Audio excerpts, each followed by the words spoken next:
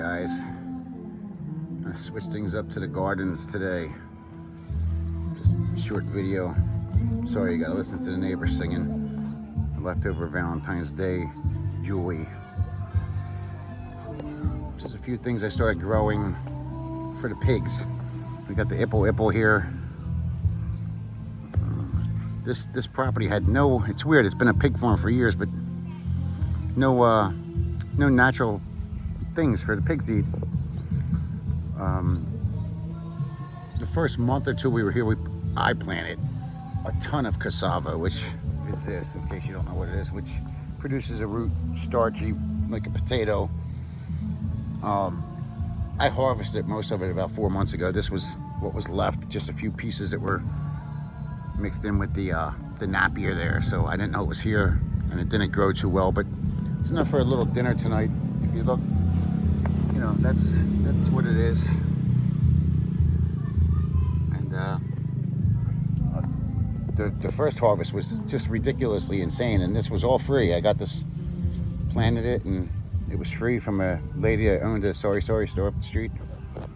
But I replanted a bunch of it in the other side of the yard right now for, you know, a spring harvest. But it's nice. Look at those birds.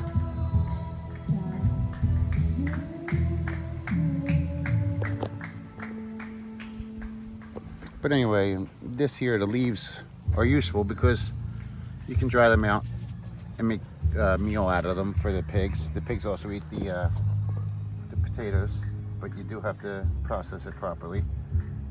There's many different ways. I don't really waste my time. I just peel it and cook it and then feed it to them.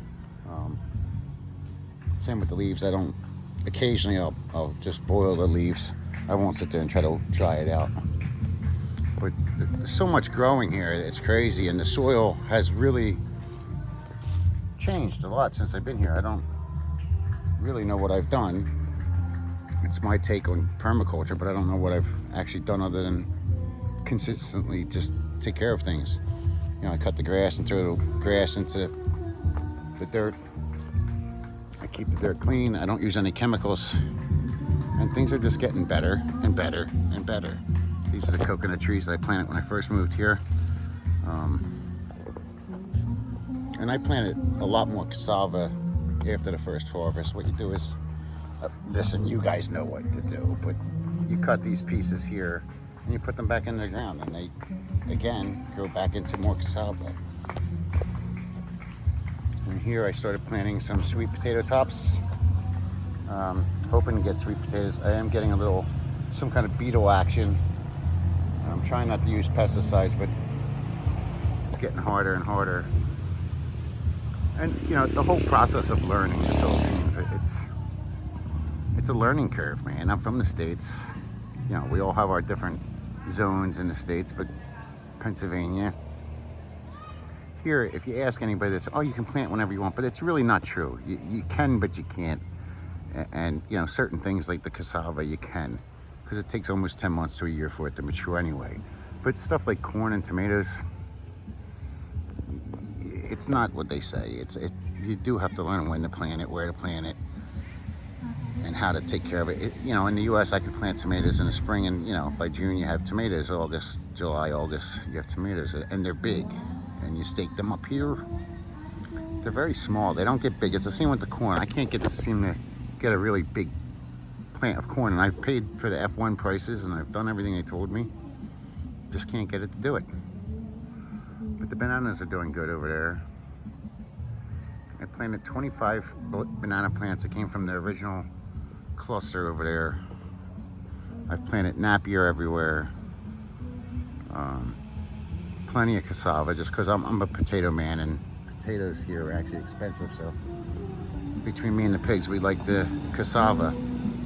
And this, you know, this seems to grow abundantly crazy on the highway just a half a mile from the house, but here I can't seem to get it to grow very well at all.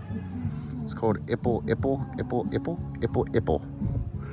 But I grew all these from seed. It's just stuff to feed the pigs. I got the gobby, the corn, the bananas, the Napier, and And even the coconuts, everybody said save the brown ones and cut them in half and let them dry in the sun. So that's what I did. So it's a learning curve. Everything's been a learning process here. And I'll give you a tour of my compost pile because everything started, everything I did here started with the compost.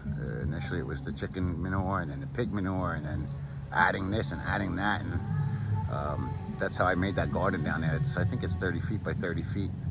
And then all the other extras that I put in since then. It's been fun. This has been the most fun I've had in the Philippines, hands down, bar none. But you know, a lot of people, they're starting to make me question it. Like, you came to the Philippines to work this hard? I really didn't. It just seemed to be the case. And then I realized it gave me purpose and meaning, and you know, it fulfills my days without sitting on the phone or talking to some girl all day long or all night long and having to respond to text messages endlessly. It's a whole different kind of fulfillment without all the bullshit that goes along with women. And you know, it's not that I hate women, it's just gotten to the point where you go from the States where you think things are really bad with women, and then you come here where it's too easy with women, and it's like being back in the 6th grade again. You know, every chick wants you, every chick likes you, every chick is cheating on every guy, and it almost became like I was back in middle school again. And not for me, not for me. Yes, there's the house everybody teases me for not staying in. I have videos of the inside of the house. I just don't think it's right or proper for me to disclose what the man's house looks like inside. It's like I said, I'd rather live in the septic tank than live in that house. You know, that's a well-dressed pig right there. Looks nice on the outside. Take up the makeup, go inside and see what's really underneath the clothes, and shit, pure shit. But that's a different topic, different subject. I don't mind admitting when I got my ass handed to me. I just don't want to talk about it every day. But you know, back to the property. It's been a series of 16 months of hard work, and just recently, just in the last month or two, I've started to see life. You know, I just now noticed the mountains around me. You know, my mind has been so focused on this place that I didn't get to enjoy what I was actually doing. And that's what led me to start doing YouTube and venting and opening up about my journey as a man. And you know, short little video here. In all honesty, I would love to transition from the videos that I was doing or have been doing, which, you know, give you instant fame and popularity, or whatever you want to call it, instant subscribers and shit. But I'd rather talk about this stuff and being a man and living as a man, as a foreigner, or a man as anything, you know, in his 50s that's been through it. And you know, this is my new thing. Just like some guys collect cars or do this or do that or collect baseball cards, this has been my new